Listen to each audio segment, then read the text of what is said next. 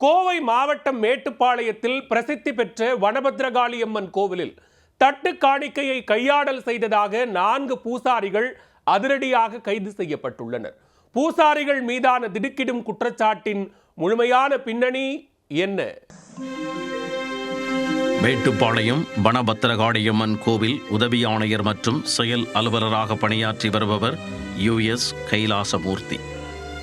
இவர் கோயில் பூசாரிகள் 4 பேர் தட்டு காணிக்கையை உண்டியலில் போடாமல் கையாடல் செய்துவிட்டதாக திடுக்கிடும் குற்றச்சாட்டை கூறியுள்ளார்.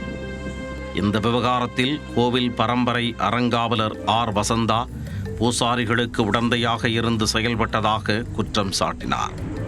இவர்கள் மீது நடவடிக்கை எடுக்க கோரி மேட்டுப்பாளையம் போலீசில் புகார் அளித்தார். அவர் கொடுத்த புகாரின் பேரில் போலீசார் எந்தவித நடவடிக்கையும் எடுக்கவில்லை என தெரிகிறது. இதையடுத்து உரிய நடவடிக்கை எடுக்க கோரி மேட்டுப்பாளையம் குற்றவியல் நீதித்துறை நடுவர் நீதிமன்றத்தில் வழக்கு தொடர்ந்தார். தனது மனுவில் பூசாரிகள் மீது தான் கொடுத்த புகார் மீது போலீசார் வழக்கு பதிவு செய்ய உத்தரவிட வேண்டும் என கோரிக்கை விடுத்திருந்தார். அந்த மனுவை விசாரித்த குற்றவியல் நீதித்துறை நடுவர் பிரகாஷ் புகார் மீது நடவடிக்கை எடுக்க வனபத்ரகாளியம்மன் கோவில் பரம்பரை அறங்காவலர் வசந்தா மற்றும் பூசாரிகள் மீது வழக்கு பதிவு செய்ய உத்தரவிட்டார்.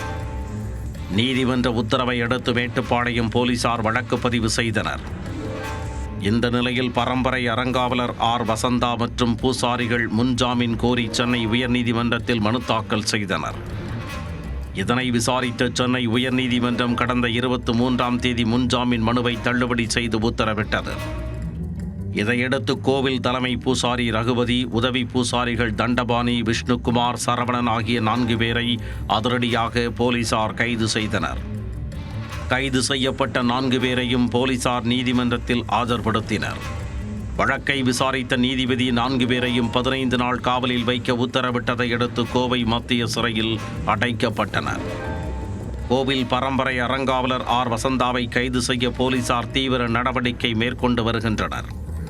கோவில் பூசாரிகள் கைது செய்யப்பட்ட சம்பவம் பூசாரிகள் மத்தியில் ஒருவித அதிர்ச்சியையும் அச்சத்தையும் ஏற்படுத்தியுள்ளது.